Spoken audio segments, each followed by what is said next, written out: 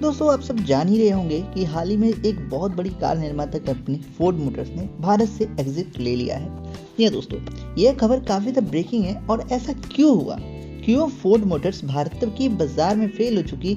और आज की वीडियो में हम एनालिसिस करेंगे फोर्ड ही मोटर के बारे में नहीं, अभी तक शेवरलेट, फिएट जो बड़ी बड़ी ऐसी कंपनीज थी क्यों भारत में फेल हो गई, क्यों ये भारत छोड़कर जा रही हैं। आइए जानते हैं आज की इस वीडियो में 5 बड़े रीजन मैं आपके लिए लेके आया हूँ आज के वीडियो में। तो चलिए शुरू करते हैं ऑटो कंपेयर के इस नए वीडियो पे। और अगर चैनल में पहली बार आए हैं तो मेक श्योर सब्सक्राइब जरूर करें। दोस्तों फोर्ड का फेल होने का सबसे पहला और सबसे बड़ा रीजन था वो था दोस्तों कोई नया मॉडल नहीं लाना, मतलब कि नो न्यू मॉडल। अब इसमें होता ये है ना कि देखिए आप ध्यान से सोचिए और याद कीजिए पिछले 2 सालों में फोर्ड मोटर्स ने कौन सी गाड़ी भारत में लॉन्च की है। आप सोच के देखिए, अगर हम टाटा की बात करते हैं तो टाटा ने पिछले 2 सालों में सफारी लॉन्च की है, हैरियर लॉन्च किया है, टिगोर का फेसलिफ्ट लॉन्च किया है। मारुति की बात करेंगे तो दोस्तों उसने एस्प्रेसो लॉन्च किया है, स्विफ्ट का फेसलिफ्ट एडिशन, मतलब हर एक चीज़ में अपग्रेड ला रही थी कंपनी। जबकि फोर्ड की मैं बात कर रहा हूँ तो इन्होंने पिछले 2 सालों में कोई भी नया मॉडल मार्केट में नहीं लाया। तो भाई हर कस्टमर को चाहिए होता है कि वो स्पेशल महसूस करे, तो जिसके कारण फैमिली वाली फीलिंग देने से नहीं काम चलता है, कुछ स्पेशलिटी होनी चाहिए। तो no innovation in the Indian market सबसे बड़ा रीजन था, लोगों ने ब्रांड के ऊपर ट्रस्ट करना बंद कर दिया। दूसरा ये दोस्तों ये फोर्ड के लिए नहीं मैं कह रहा हूँ, ओवर एक्सपेंसिव प्राइसिंग। फोर्ड की प्राइसिंग अच्छी थी लेकिन बहुत सी जर्मन कार ब्रांड है जो की सेल दिन ब दिन गिरती जा रही है। अब रीज़न क्या है, उन्हें लगता है कि ये इंडिया नहीं जर्मनी है। अब जर्मनी में क्या होता है, लोगों के पास पैसा होता है तो वो लोग एक हैचबैक भी 20 लाख की खरीद लेते हैं। जबकि इंडियन मार्केट की सिचुएशन की बात करूँ तो यहाँ 20 लाख रुपए में हैचबैक छोड़ो, लोगों को 4 व्हील ड्राइव ढूंढने लगते हैं, जिसके कारण यहाँ पर over expensive pricing German cars रखती हैं। ये मैं फोर्ड की नहीं बात कर रहा हूँ, मैं और जर्मन बहुत सी गाड़ियाँ आप नाम जान रहे होंगे सबका, तो उनकी ओवर एक्सपेंसिव प्राइसिंग के नाते लोग नहीं लेते हैं इन गाड़ियों को। नंबर तीसरा, अब दोस्तों ये गलती मैं कहूँगा भारत किसी कंपनी की नहीं है, भारत की गलती है, ये है लो पर कैपिटल जीडीपी। दोस्तों ये सबसे बड़ा रीज़न है। दोस्तों देखिएगा, अब देखिए किसी भी देश के लोगों के पास जब जेब में पैसा होता है तो ही वो गाड़ी खरीद सकते हैं। जितनी गाड़ियाँ हमारे देश में पूरे साल में बिकती हैं ना, उतनी पूरी गाड़ियाँ चाइना में 1 महीने में बिकती हैं। रीज़न क्या है कि हमारे देश में लोगों के पास इतने पैसे हैं ही नहीं कि वो एक कार खरीद सकें। अब दोस्तों इसकी पीछे सबसे बड़ा वजह है वो है इनकम इक्वलिटी। कोई एक प्राइवेट टीचर है उसको मिलता है 6,000 रुपये महीने, एक सरकारी टीचर सेम काम करने के लिए मिलता है उसे 80,000 महीने।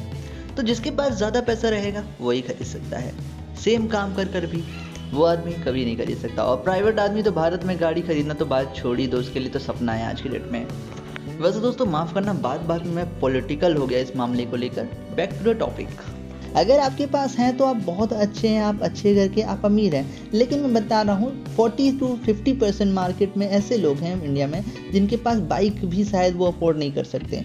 और ऊपर से इस जो बढ़ती हुई पेट्रोल प्राइसिंग है और ये ओवर एक्सपेंसिव कार जिसको लोग नहीं लेना चाहते हैं। आज डेट में इंडिया में दोस्तों करीबन 60% जो लोग गाड़ी लेना भी चाह रहे हैं वो भी चाहते हैं कि 5 लाख रुपए में हमको नई गाड़ी मिल जाए। अब आप बताइए 5 लाख रुपए के अंदर भारत में 2 गाड़ी अवेलेबल है, पहली है ऑल्टो और दूसरी है एस्प्रेसो, और क्विड वगैरह भी आ जाती है। तो यार देखो इसकी वजह से फोर्ड की गाड़ियाँ ऑलरेडी 8 लाख के ऊपर प्राइसिंग शुरू हो रही थी, जिसकी वजह से इनकी प्राइसिंग दिन ब दिन गिरती गई। और ऊपर से कॉम्पिटिशन इतना आई, 8 लाख रुपए के ऊपर आपको एसयूवी मिल रही थी, नेक्सॉन जैसी, डस्टर जैसी एसयूवीज हैं। तो भाई क्यों भला कोई हैचबैक लेगा 8 लाख लगा के। नंबर चौथा रीजन दोस्तों फोर्ड की सबसे बड़ी प्रॉब्लम रही इनका माइलेज। जी दोस्तों मारुति सुजुकी भारत में क्यों बिकती है, क्योंकि इनकी माइलेज हाई होती है। जबकि फोर्ड क्या चाहती थी कि भारत में क्वालिटी वाली कार बेचे, जो कि गलत बात नहीं है, लेकिन फोर्ड की गाड़ी की एज यू नो अगर आपने कभी चलाई हो तो उनकी माइलेज बहुत ही ज़्यादा कम आती है। अब रीज़न ये है कि दोस्तों जब गाड़ी आप ज़बरदस्त बनाते हो ना, एक पावरफुल गाड़ी जब लॉन्च करते हो तो उसका माइलेज हमेशा कम रहता है, जिसके कारण ये चीज़ कनाडा अमेरिका में तो चल जाएगा, लेकिन भारत में भाई नहीं चलने वाला है। 100 रुपये लीटर तेल है तो कौन भराएगा। नंबर छठा, अब दोस्तों ये सबसे बड़ा रीज़न है और मुझे ये नहीं समझ आया कि ये ऐसी गलती फोर्ड कैसे कर सकता है। फोर्ड की आज से 2-3 साल पहले सीएनजी गाड़ियाँ भी आया करती थी। आप बात करते हैं फीगो की या फिर बात करते हैं एस्पायर की, दोनों मॉडल में सीएनजी मॉडल्स फोर्ड लाती थी। लेकिन यहाँ पर कंपनी ने 2020 में दोनों को डिसकंटिन्यू कर दिया। जबकि पेट्रोल की बढ़ती कीमतों के कारण एक दमदार कंपनी जो सीएनजी दे सकती थी तो वो फोर्ड दे रही थी। अब दोस्तों ये उनकी गलती है कि आपने सीएनजी डिसकंटिन्यू ही क्यों किया जब उसका मार्केट अब बढ़ रहा है। तो कुछ गलत स्ट्रेटेजी रही फोर्ड्स की। और दूसरी बात ये है ना कि इनका कोई अपग्रेड ही नहीं था। अरे भाई कोई तो गाड़ी लॉन्च करो। पिछले 2 सालों में आपने एक गाड़ी नहीं लॉन्च की इंडिया के अंदर, फिर आप सोचते हो कि हमारा सेल्स रेट भी बढ़ जाए। और फोर्ड का मानना ये है कि हम यहाँ गाड़ी बनाएंगे तो यहाँ के लोगों को बेचेंगे, जबकि यही चीज़ वो चाइना में क्या करता है, चाइना में प्रोडक्शन करता है, बिके चाइना, वो वहाँ से एक्सपोर्ट करता है। तो हमें मेक इन इंडिया तो करना है, लेकिन हमें एक एक्सपोर्ट पावर बनना है। मतलब हमें हमारे देश में जो गाड़ी बिके वो यूरोप में जाए बिकने, हमें ऐसा करना है यार। अपने ही घर में गाड़ी बेच के क्या फ़ायदा। हाँ लेना हो तो ले लो, उसकी बात अलग है, लेकिन मेड इन इंडिया ऐसे नहीं हो पाएगा कि मतलब सारी कंपनियां छोड़ के चलती जा रही हैं। तो इस चीज़ को हमें थोड़ा सीरियसली लेना होगा। भारत सरकार को जो टैक्सेस होते हैं ना, उस पर बहुत ज़्यादा काम करने की ज़रूरत है। टैक्सेस भी एक बहुत बड़ा रीज़न मैं मानता हूँ।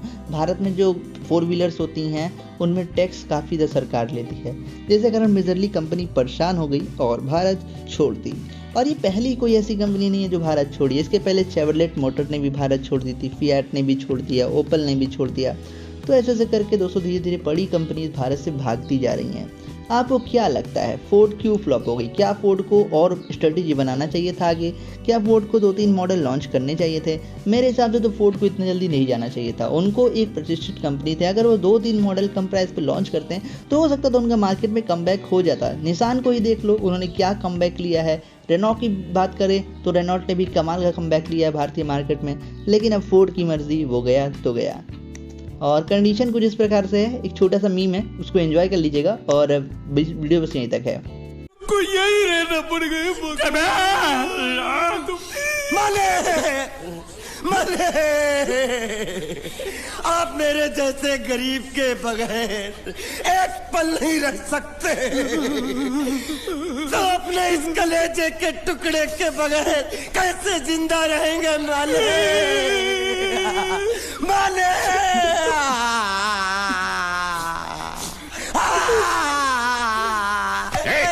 चुप रह। तो तू भी इसकी जुदाई बर्दाश्त नहीं कर सकता है? तो ठीक है, इस टिड्डे को भी यहीं छोड़ दो। क्या? नहीं, ये नहीं हो सकता। क्यों? क्योंकि मैं अपने मालिक की जुदाई बर्दाश्त नहीं कर सकता। ये बांडिया,